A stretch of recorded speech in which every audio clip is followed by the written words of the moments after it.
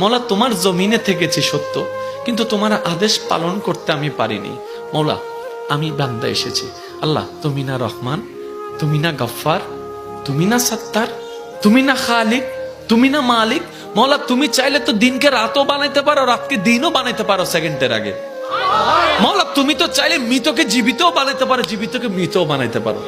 ও মাওলা, এই বিশ্বের সামনে, এই বিশ্বের সামনে, এই গ্যালাক্সির সামনে পৃথিবীর কোনো অস্তিত্ব নাই। পৃথিবীর সামনে আমি 3.5 হাত মানুষের কোনো অস্তিত্ব নাই। মৌলা এই ছোট্ট নগণ্য বান্দাটা তোমার কাছে এসেছি। মৌলা মা তো ফেরাই দেয় না, মায়া করে। তুমি তো বলেছো মায়ের চাইতে 1000 গুণ বেশি তুমি বান্দাকে ভালোবাসো, বান্দাকে ভালোবাসো। ও মাওলা তুমি দৌড়াই দিলে কার কাছে যাব? তুমি রহমত না করলে কে রহমত করবে? তুমি ফিরাই দিলে আমি কার কাছে যাব? ও মাওলা তুমি ছাড়া তো আমার কোনো উপায় নেই, তুমি ছাড়া তো আমার কোনো উপায় নেই। ও মাওলা এবার বান্দা চোখের পানি ফেলে ফেলে কান্না করতেই আছে। সেই কান্নার আওয়াজটা দুনিয়ার জমিনে ডানাও যদি 1 হাত না যায় হতে পারে, কিন্তু সেই আওয়াজটা রব পর্যন্ত পৌঁছায় যাচ্ছে, রব পর্যন্ত পৌঁছায় যাচ্ছে। যে চোখের পানিটা চোখ থেকে জোরে জোরে গালের মধ্যে শুকাই যাচ্ছে, যাই নামাজে বিলীন হয়ে যাচ্ছে।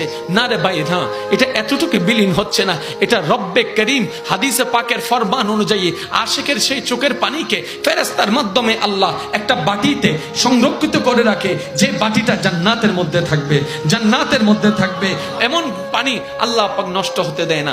বান্দা চোখের পানি ফেলতেই আছে, মন থেকে আত্মসমর্পণ করতেই আছে। হঠাৎ রবের রহমত ডাক দিয়ে বলে, লা তাকনাতু মির রাহমাতিল্লাহ।